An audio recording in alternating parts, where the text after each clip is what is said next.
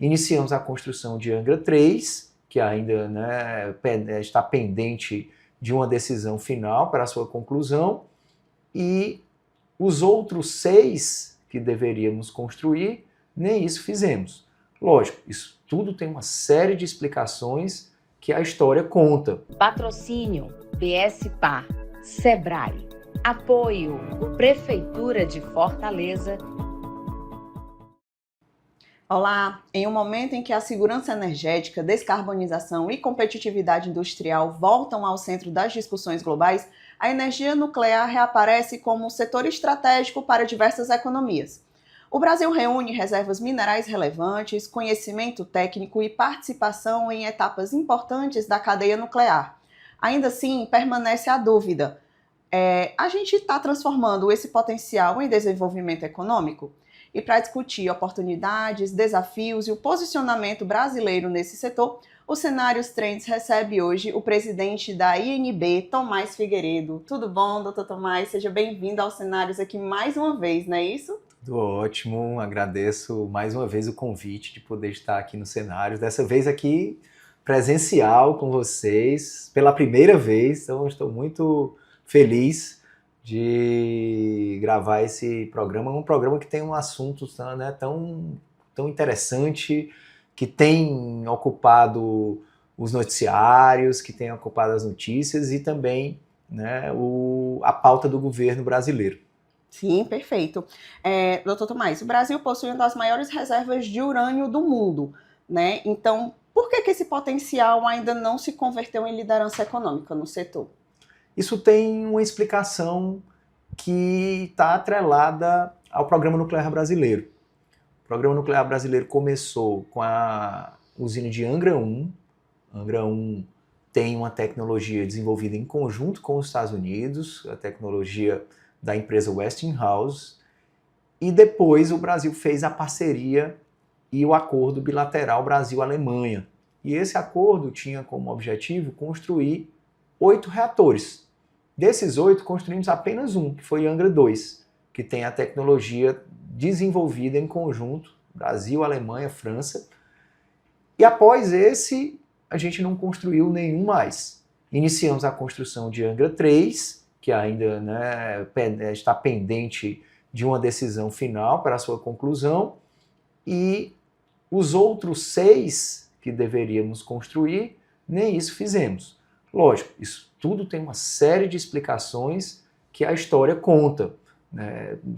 Os desastres que aconteceram, em especial Chernobyl em 86, que foi um acidente fruto de testes que foram feitos naquele reator. Então, não foi uma operação comum, uma operação normal, mas aquilo foi uma comoção no mundo muito grande. Logo em seguida veio a Constituição de 88, então aquilo aconteceu em 86.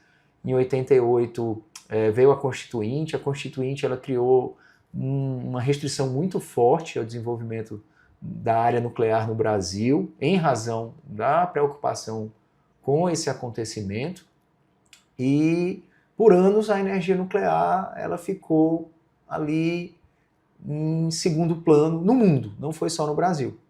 Então isso fez com que o nosso programa nuclear ficasse reduzido a apenas 2 reatores, Angra 1 e Angra 2. E para abastecer esses reatores, a gente precisa de algo em torno de 450, 500 toneladas de urânio, não mais do que isso. Com as reservas que a gente tinha identificado até o início dos anos 80, a gente tinha capacidade, a gente tem a capacidade, porque a gente permanece com ela, de abastecer esses 2 reatores.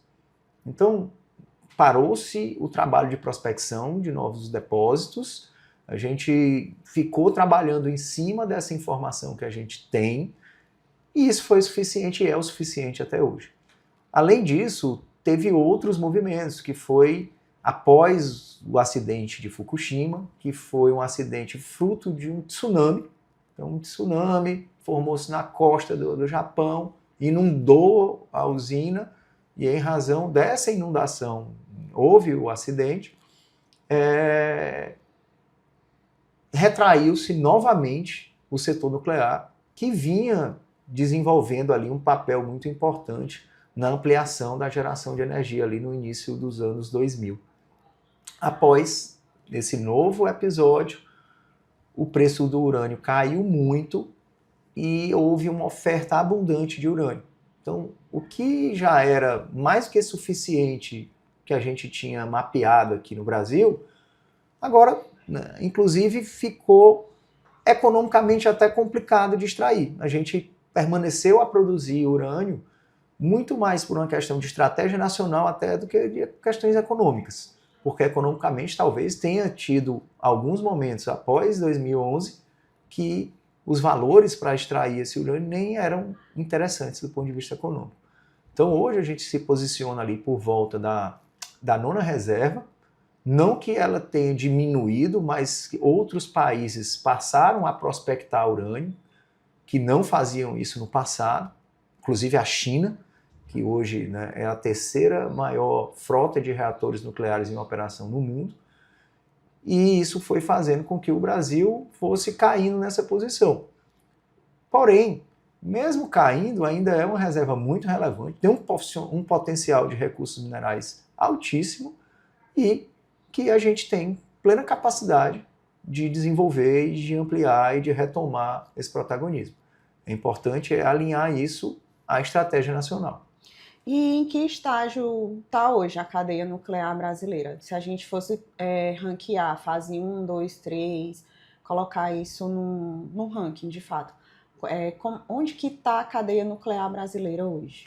O Brasil ele é em 10 países no mundo inteiro, então a gente tem cerca de 193 países na ONU, o Brasil é um de 10 que detém tecnologia do ciclo do combustível nuclear como um todo.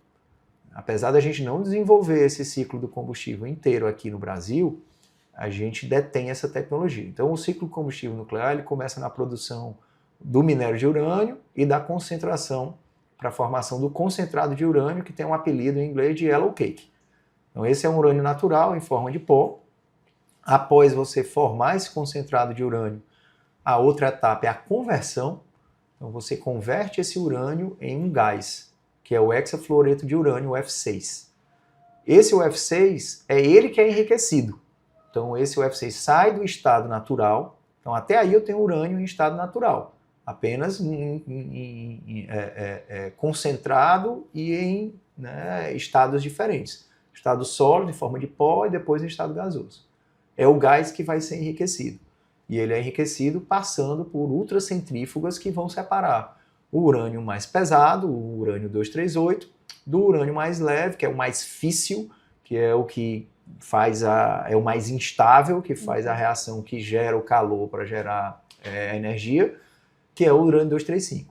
Então esse gás vai circular nessas ultracentrífugas, e o Brasil tem ultracentrífugas aqui, a INB, as indústrias nucleares do Brasil, a gente tem uma unidade de enriquecimento na nossa fábrica do combustível nuclear em Resende, no Rio de Janeiro.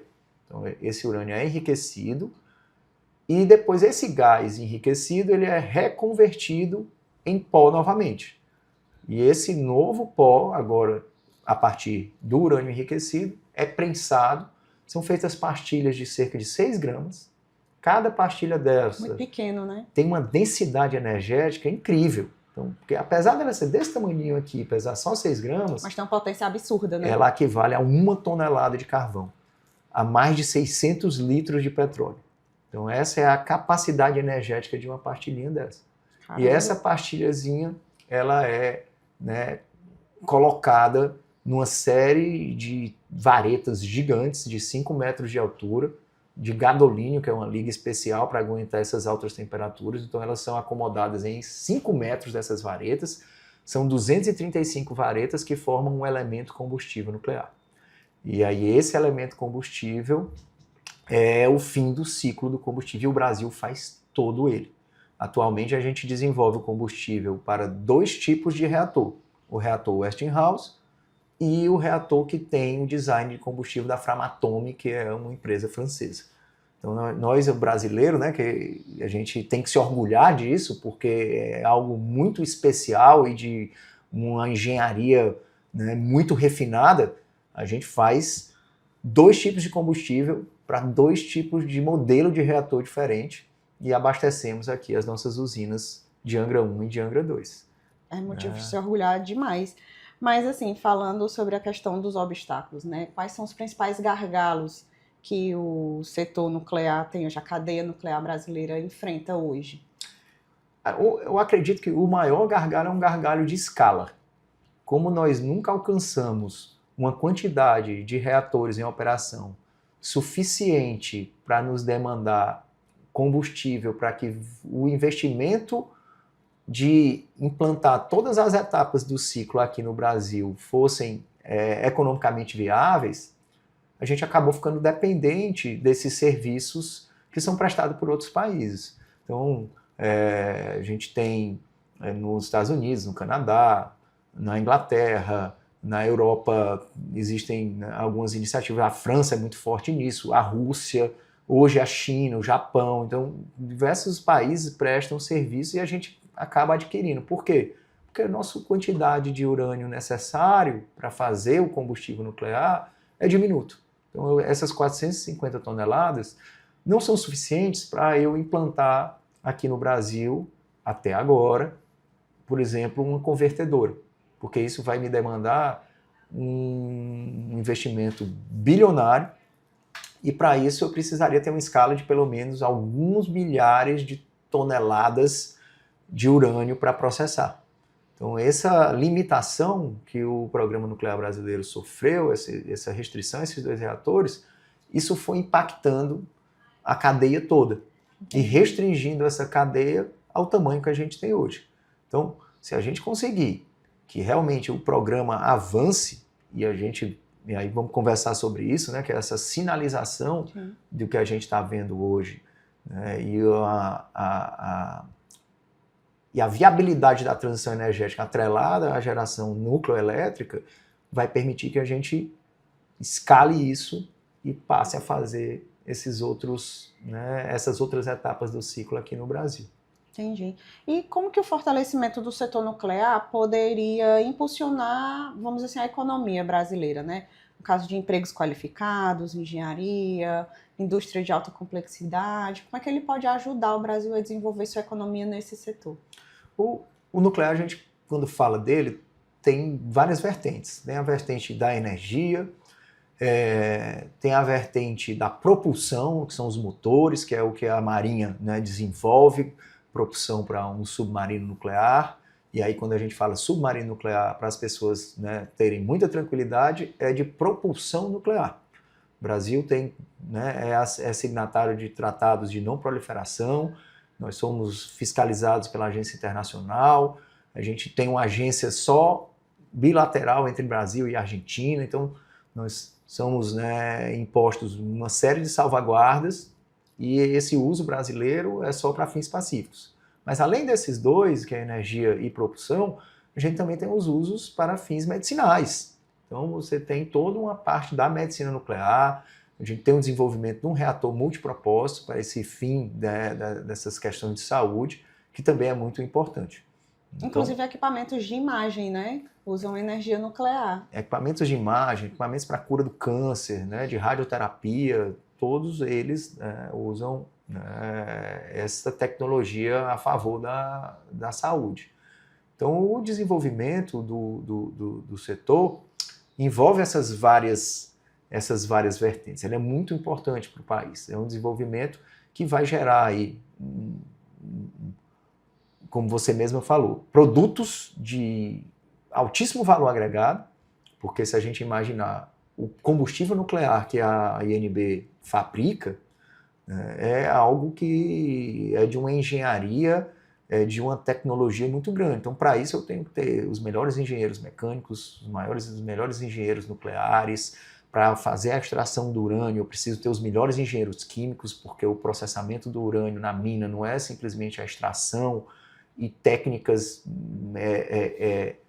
digamos, menos complexas. Então, a extração do urânio na mina exige bons engenheiros químicos, porque a extração do urânio não depende só de técnicas menos complexas de separação e concentração, depende de uma química muito refinada. E isso tudo vai movimentar uma cadeia, principalmente no setor de energia, que é um setor muito importante, muito forte. Todos os países necessitam de energia, todo o crescimento de uma nação, ele tem que se preocupar com a energia, porque a maior parte da energia é consumida para os fins industriais e, consequentemente, a melhoria da capacidade de renda da população vai impor também uma pressão sobre as questões energéticas. Então, você vai ter toda uma cadeia de fabricação de reatores nucleares, fabricação de combustíveis, desenvolvimento de novas tecnologias atreladas a isso, e tudo isso vai impor profissões que têm um grau de qualificação mais alto, que têm um nível salarial bem maior, que podem ser, digamos assim, espalhadas pelo Brasil. Hoje elas estão bastante concentradas no Rio de Janeiro, mas isso a gente pode conseguir, né, que o Brasil consiga distribuir melhor essa cadeia. Doutor Tomás, então o avanço da energia nuclear, ela pode aumentar a competitividade do Brasil no quesito de atração industrial, né? Trazer mais indústrias, trazer mão de obra mais qualificada, não é isso? Exatamente, né? Uma cadeia de altíssima tecnologia que envolve profissionais muito qualificados e que o Brasil, por deter esse conhecimento tecnológico, quando a gente tiver a oportunidade de ampliar isso numa escala comercial bem maior do que o que a gente tem hoje, a demanda por essa mão de obra vai crescer e vai impulsionar esse mercado. Então, né, engenheiros nucleares, engenheiros mecânicos, engenheiros de segurança e um sem número de outros profissionais envolvidos nessa cadeia vão ser demandados. O aumento da quantidade de reatores nucleares em operação também vai exigir uma série desses profissionais. Então, eu tenho desde a fabricação, como é o caso da INB, que fabrica o combustível nuclear que abastece Angra 1 e Angra 2, até a própria operação das usinas térmicas que são movidas à energia nuclear. E falando em energia, né? Hoje em dia os países buscam muito segurança energética, né? Até por conta dos conflitos que a gente está vendo aí, mundo afora. Então, eles acabam buscando muito a segurança energética. Então, eu queria que você falasse para a gente como que isso pode criar novas oportunidades de exportação para o Brasil, no setor nuclear. Essa questão energética é muito importante, principalmente hoje em dia que a gente fala do nuclear. Por quê? Como você disse, tem uma questão estratégica envolvida, depender menos de outras fontes e, em consequência disso, depender menos de outros países. Também tem os compromissos de transição energética. Como a energia nuclear é uma energia que não gera emissões de gases do efeito estufa, ela é considerada uma energia limpa. Então, para cumprir os compromissos assumidos para a transição energética, os países perceberam, principalmente aqueles países que estão tendo um crescimento muito acentuado, China e Índia, por exemplo, que para cumprir esse compromisso e ao mesmo tempo conseguir atender a demanda de energia gerada por esse crescimento econômico muito grande, só a energia térmica de base nuclear era capaz de entregar a energia necessária. Então, houve esse movimento, esse direcionamento no sentido da energia nuclear, por ela conseguir entregar grandes quantidades de energia de maneira firme. Quando fala firme é por quê? Porque a energia nuclear, ela gera essa energia dia e noite. Ela independe da natureza, por exemplo, no caso da hidroelétrica, independe das chuvas, no caso da eólica e da solar, do sol e do vento, ela simplesmente, na hora que você liga um reator nuclear e, vamos supor, ele tenha 1 gigawatt de geração de energia por ano, se ele ligou, ele vai gerar aquele 1 gigawatt por ano por 60 anos. E não vai oscilar, não vai diminuir essa geração, né? Não vai ter períodos que você cai de produtividade. Não, ele vai entregar firme aqueles 1 giga de manhã, de tarde, de noite, na hora que a demanda surgir. Então, é o que eles chamam de energia, né? De base. Exatamente. Então, ela é a base do sistema elétrico. No Brasil, hoje, a nossa base do sistema é a base hidroelétrica, que ainda assim é uma base renovável, que é uma base que oscila. Por isso que a gente teve, em alguns momentos, ali aquelas ameaças de apagão. Chegamos a ter apagões e ter racionamento de energia, e vez ou outra a gente se depara com essa sombra do apagão ali por perto. Hoje bem menos, né? Antigamente tinha mais. Exato, exato. Mas isso porque a gente foi adicionando novas energias à nossa matriz, porém todas elas intermitentes. Então hoje a gente está num movimento de ampliação dessa base. Então, voltando para a pergunta. Há 70 reatores sendo construídos hoje no mundo, né? Mais de 70 até. Só a China está construindo 32 reatores nucleares novos.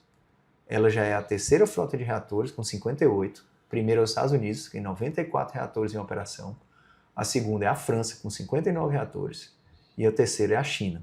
E eles estão construindo mais 32. A meta deles é chegar a 150 gigawatts de geração nucleoelétrica. Então, em média, um reator desse gira em torno de 1 gigawatt. Alguns têm mais, outros têm um pouco menos. Angra 1, por exemplo, gera em torno de 700 e Angra 2 gera em torno de 1 giga e 300 megawatts. Então, em média, eles têm 1 giga. Se a China está falando em 150 gigas, hoje ela produz em torno de 60, a gente está falando em mais do que dobrar, né, a capacidade do que eles produzem hoje. E isso tudo vai demandar muito combustível. Isso tudo vai demandar muito urânio. E como até outro dia a energia nuclear ficou ali estagnada no mundo inteiro, inclusive movimentos, né, de involução dessa cadeia, como na Alemanha, que decidiu por encerrar toda a geração de base nuclear da sua energia, não houve desenvolvimento de muitas novas minas. Então a entrada desses reatores em operação vai demandar que haja muito investimento desde a hora da mineração até as outras etapas do ciclo. E o Brasil, como ele é detentor dessa tecnologia do ciclo do combustível, a gente pode se beneficiar muito, né, principalmente daqueles países que desenvolvem ou vão desenvolver reatores com as mesmas tecnologias do combustível que a gente sabe fabricar. É lógico que o nosso objetivo é sempre atender a demanda brasileira, né? A meta da INB é se preparar para atender o Programa Nuclear brasileiro e o Plano Nacional de Energia, que nesse ano de 2026 teve a sua meta de geração nucleoelétrica redefinida e deu assim, uma verdadeira oxigenação em todos que participam desse setor. O Brasil tinha uma meta no Plano Nacional de Energia 2050 de chegar a 10 gigawatts. Hoje a gente produz 2 gigawatts de energia nucleoelétrica. Então a meta do Brasil para 2050 era chegar a 10. Na revisão desse plano, essa meta ela foi aumentada para 14 gigawatts. Então até 2055, a meta brasileira é sair de 2 GB de geração e chegar a 14 GB. E isso vai movimentar muito esse setor aqui no Brasil. A INB, que é bastante a demanda, né? Exatamente. E nós que produzimos combustível, somos, né, quem detém o monopólio dessa produção de combustível aqui no Brasil, temos que nos preparar para isso agora. Então isso está, né, movimentando, animou muito o setor, porque vai abrir as possibilidades, né, de novas usinas nucleares serem construídas, o Brasil usar essa energia de base firme e a INB também ampliar, e aí sim, finalmente a gente chegar naquilo que a gente conversou bem no início dos cenários, que é aumentar a escalabilidade e poder investir e fazer todas as etapas do ciclo aqui no nosso país. Doutor Tomás, o Brasil ele pode se tornar fornecedor estratégico de urânio para outros países nos próximos anos? Porque o senhor estava falando agora que o Brasil, lógico, a gente tem que pensar primeiro na gente para depois pensar nos outros países. Mas assim, o senhor acredita que o Brasil tem condição de se tornar um fornecedor estratégico de urânio? Eu acredito que o Brasil tem um potencial para isso. Existe uma grande preparação e eu acho que o que anima o Brasil essa ampliação da meta de geração a partir da energia nuclear. Então é isso que vai movimentar, mas lógico, quando o Brasil atingir essa meta, eu já preciso na INB estar pronto. Eu não posso começar a pensar nisso só após os reatores já estarem em construção. Eu preciso organizar todo esse desenvolvimento dessa cadeia agora.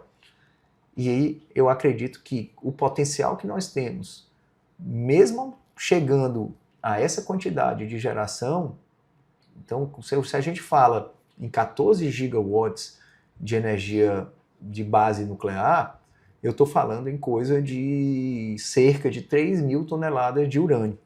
Então, hoje a gente demanda 450, temos uma capacidade máxima de produção no Brasil de 260, então a gente produz ainda menos do que o que a gente necessita, mas temos um potencial que ele ultrapassa esses números. É lógico, ainda precisamos de muito trabalho para definir e termos números mais aproximados com aquilo que é real. Mas o potencial do Brasil, ele é um potencial que pode chegar a 10.000 toneladas de urânio por ano. Eu acredito muito nisso. Se a gente falar só na capacidade que tem hoje de ser desenvolvida em Caetité, na Bahia, que é a única mina de urânio em operação, a gente tem condição de chegar a 1.000 toneladas, sem falar no desenvolvimento de novos depósitos naquela região, que é uma região que já tem um mapeamento histórico dessa questão do urânio. Se somarmos ao projeto Santa Quitéria, que é um projeto de fosfato associado ao urânio, da INB com um parceiro privado, nós também temos aí uma capacidade de mais 2.300 toneladas de urânio. Então, só esses dois, a ampliação da produção em Caetité e a entrada em produção do projeto Santa Quitéria, a gente já está falando de mais de 3.000 toneladas de urânio. Então, acredito muito fortemente que a gente tem condição de atender a nossa demanda e gerar excedente. E aí sim, se a gente gerar esse excedente, tiver as nossas reservas estratégicas aqui, né, consolidadas, a gente pode sim avançar e nos tornar um fornecedor. E muito mais do que fornecedor de urânio, um fornecedor de combustível nuclear, que é um produto de altíssima tecnologia, de altíssimo valor agregado, que vai ajudar em muito a desenvolvimento dessa indústria de ponta aqui no Brasil. Cadeia completa, né? Fornece a matéria-prima e fornece também o produto final. Exatamente, exatamente. Certo. E existe potencial também para ampliar exportações ligadas ao setor nuclear, além do urânio? Eu acredito que nós temos condição aqui no Brasil de, tendo a demanda por exemplo, hoje uma das coisas que a gente luta muito na INB é a nacionalização de alguns itens que a gente usa na produção do combustível nuclear e que ainda são importados de outros países. Então, quando eu falei para você do elemento combustível, que ele agrega 235 varetas, para você reunir essas varetas, né, eles ficam emparelhadas ali, juntas por uma grade, e essa grade chama grade espaçadora, né, que é feita, né, com altíssima engenharia e uma liga de metal assim, muito resistente a essas altas temperaturas. Esse componente que a gente ainda importa, a gente tem condição de fabricar aqui. E eu acredito muito, assim, uma vez que a gente tenha uma demanda maior e a gente consiga aumentar essa produção e escalar uma produção interna, a gente consiga começar a fornecer também esses componentes. Lembrando que o Brasil leva vantagem porque faz combustível nuclear de duas tecnologias de 2 reatores diferentes. Sim. Então, hoje no mundo, você tem poucos países que detêm tecnologia na fabricação de um reator nuclear. Os Estados Unidos tem a Westinghouse, a Rússia tem a sua própria tecnologia, a China está desenvolvendo a dela, a França tem a dela, então não são tantos os tipos de reatores que você tem no mundo a serem oferecidos. Uhum. E o fato da gente saber desenvolver combustível de 2 diferentes nos coloca numa vantagem competitiva enorme frente a outros países. E quais são os investimentos prioritários para acelerar o posicionamento brasileiro? Eu diria que tem 2 pilares de investimento, né? Um que é um investimento de base, que é um investimento no insumo, que é o desenvolvimento de novos depósitos de urânio, porque tudo começa lá no combustível, e como hoje, com o aumento da demanda que vai acontecer em poucos anos, e a quantidade de oferta que a gente tem à disposição, isso vai gerar um desequilíbrio entre a quantidade de urânio demandado e a quantidade de urânio que tem à disposição para ser consumido. Então a gente vai precisar desenvolver esse depósito que a gente tem, desenvolver essa reserva que a gente tem aqui, para que a gente efetivamente converta ela em produção. E do outro lado, para fazer sentido esse investimento e fazer sentido essa ampliação na capacidade da gente de produzir o que a gente tem aqui já identificado, é a certeza de que a gente vai fazer um movimento para que essa meta de geração a partir da energia termonuclear ela seja atingida. Então, a gente tem um investimento em novos reatores, em novas usinas geradoras de energia, e do outro lado, um investimento inicial, que é o investimento na produção do concentrado de urânio, na extração de minério de urânio, para que esse minério possa se converter em combustível e esse reator possa consumir. Então eu vou ter ali aliado esses 2 investimentos. São os investimentos que vão fazer com que realmente esse mercado, né, volte a florescer aqui no Brasil. E hoje, quais são as oportunidades que o Brasil pode aproveitar para ocupar espaços estratégicos no mercado global de energia nuclear? O que é que a gente pode, o que é que tem hoje de oportunidade que a gente já pode começar a aproveitar? Hoje o que a gente já pode aproveitar é exatamente assim, por essa necessidade de urânio. Para você ter uma ideia, a gente tem 65 mil toneladas de urânio sendo produzidas por ano em média. Esse ano no mundo todo. Ano passado, o maior produtor é o Cazaquistão, que produziu em torno de 22 mil toneladas. No ano passado, foram produzidos cerca de 61 mil toneladas de yellow cake, né, que é o concentrado de urânio. E foram consumidos 65. Ou seja, a gente produziu 4 mil toneladas a menos do que foi consumido. E aí você pode me perguntar, Tomás, mas de onde veio? Essas empresas, países têm estoques para garantir que as suas usinas permaneçam em operação e não sejam interrompidas por falta de combustível. Então, como esses números que são bem restritos, nós não temos, né, certeza de qual é o tamanho dessas reservas estratégicas, desse estoque de urânio, e aí seja urânio físico, seja combustível, que cada país, cada usina nuclear tem. Mas uma coisa é certa, ao longo dos últimos anos isso vem sendo consumido. E o preço do urânio no mercado internacional, que vem aumentando, e ele praticamente assim, quadruplicou nos últimos 6 anos, demonstra isso. Então, o Brasil tem uma grande oportunidade de, enquanto desenvolve e amplia a sua cadeia de geração, ele já investir na produção do concentrado, que vai ser fundamental e vai ser necessário de todo jeito, sabendo que ele vai ter mercado consumidor para adquirir esse concentrado enquanto a gente prepara a ampliação da nossa matriz na base nuclear aqui no Brasil. Então essa é a grande oportunidade. E com isso você vai desenvolver uma série de novos depósitos que vão virar novas minas espalhadas por vários lugares do Brasil.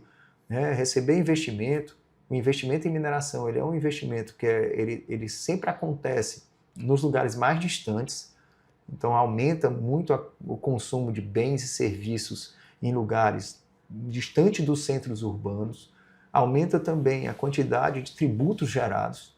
A mineração tem uma capacidade enorme de gerar o aumento de arrecadação. Municípios, né, que têm uma mineração mais desenvolvida, eles, né, têm uma arrecadação muito mais expressiva.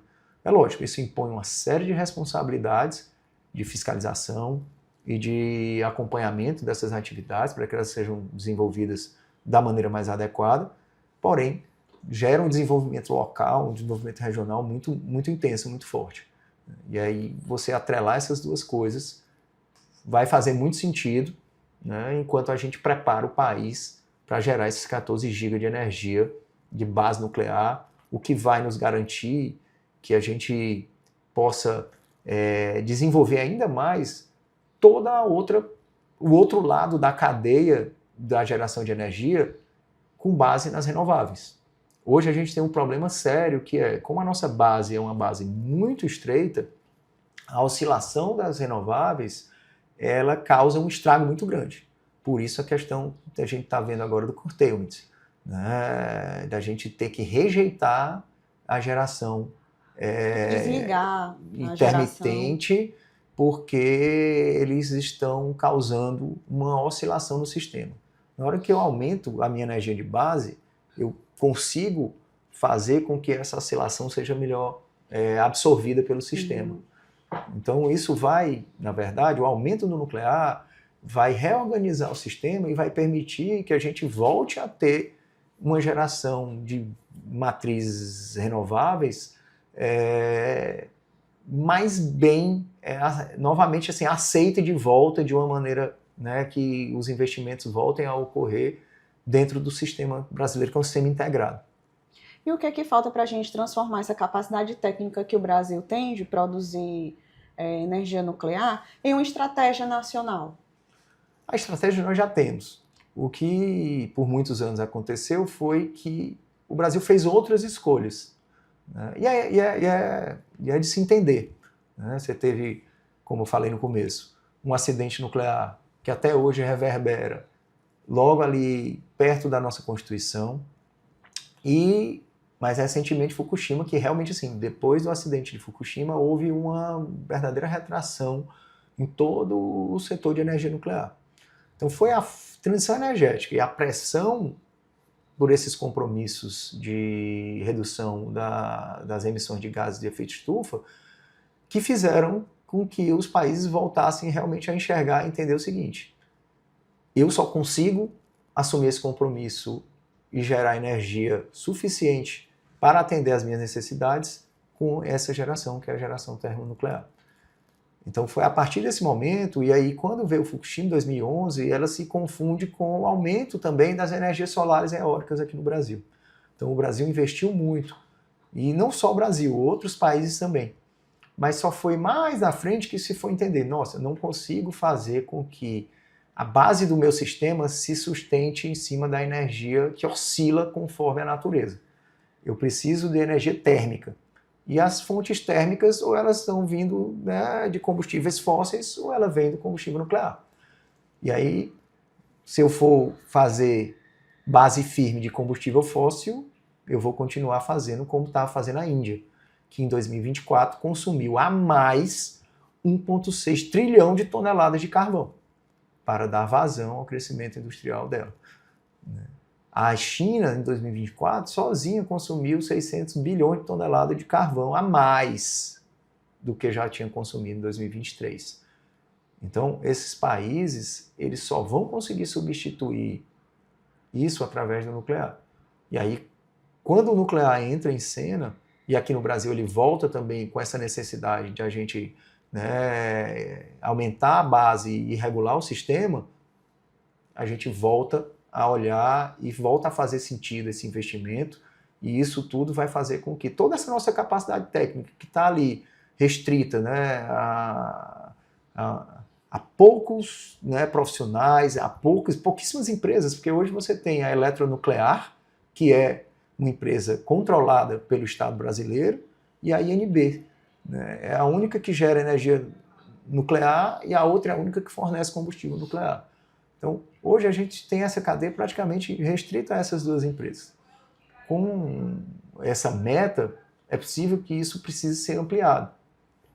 E aí, essa ampliação vai gerar aí toda uma movimentação e vai permitir que todo esse nosso conhecimento a gente consiga ampliá-lo, disseminá-lo, aumentar a quantidade de cursos voltados para todas as demandas voltadas para essa área, desenvolvimento de mais tecnologia, investir mais, né, em atualização das tecnologias que a gente já tem, aperfeiçoamento, né? O Brasil é muito bom. O Brasil é tão bom que hoje a INB tem times de engenheiros nucleares que são contratados pela Westinghouse para ir para os Estados Unidos fazer manutenção nos reatores dos clientes da Westinghouse lá nos Estados Unidos. Então, constantemente, ao longo do ano, a INB está enviando times de engenheiros para nosso pessoal aqui do Brasil, que aprendeu a fazer isso, que desenvolveu essas tecnologias em conjunto com a Westinghouse. Eles dão preferência a nós para fazer a manutenção dos reatores deles. Então, assim, Caramba. a gente tem um potencial de desenvolvimento aqui incrível. Por quê? Porque nós somos muito bons, né? E a gente tem que aproveitar o melhor que a gente tem, que é o brasileiro, né? O ser humano, e usar isso para a gente reverter isso a favor do nosso país. E, doutor Tomás, a gente está chegando ao final dos cenários e eu gostaria de convidá-lo para fazer suas considerações finais, deixar uma mensagem também para o nosso público sobre o setor nuclear brasileiro. Olha, eu sempre trago, né, uma palavra de esclarecimento, de desmistificação, de nos afastar da desinformação. A energia nucleoelétrica, ela é algo muito importante, é algo que tem, né, um grau de compromisso, de segurança, de salvaguardas enorme. O Brasil tem 2 usinas nucleares, uma que já funciona há mais de 40 anos e a outra que já tem 30 anos de funcionamento, sem a gente ter tido qualquer tipo de intercorrência, qualquer tipo de evento, né, que tenha resvalado para a sociedade. A gente detém essa tecnologia, que é uma tecnologia muito única, muito do estado da arte no mundo. São poucos países que detêm. O Brasil desenvolveu por si só, então nós temos um mérito muito grande. E a gente deve esse mérito também à Marinha Brasileira, que foi quem realmente assim, abraçou, né, o desenvolvimento dessa tecnologia, trouxe isso para uma estratégia de nação. E mesmo quando as portas de outros países, né, próximos ao Brasil se fecharam, ela seguiu resiliente no desenvolvimento dessas tecnologias. Então é uma tecnologia que gera energia sem emissões, sem gases do efeito estufa, que traz saúde para as pessoas, que faz com que nós estejamos posicionados como poucos países no mundo. Então a gente precisa se orgulhar disso, estimular esses profissionais, esses cientistas e toda essa cadeia que fornece, né, energia e saúde para o Brasil, para que a gente possa ampliá-la e se orgulhar do que a gente faz aqui. O Brasil, ele é muito especial e a gente tem que ter orgulho dessas coisas que a gente faz e não se influenciar, muitas vezes até por outros países que detêm essa tecnologia e que não querem que a gente desenvolva a nossa própria tecnologia. E às vezes fazem aí uma propaganda totalmente deturpada para desestimular que a gente avance com esse conhecimento tecnológico aqui no país. Então, eu deixo essa mensagem assim, de orgulho e de estímulo. Nós somos muito bons no que fazemos e a gente faz o setor nuclear muito bom aqui no Brasil, quiçá, né, um dos melhores do mundo. Muito bem. Com isso, a gente chega ao final de mais um Cenários. Quero agradecer aqui a participação do Dr. Tomás. Eu que agradeço. Muito obrigada. Satisfação enorme por estar aqui mais uma vez com a gente e também na sua audiência. Se você gostou, curta, compartilhe, deixe o seu comentário e se inscreva no nosso canal para não perder nenhum conteúdo da Trends. A gente fica por aqui. Próxima quinta tem mais. Até lá!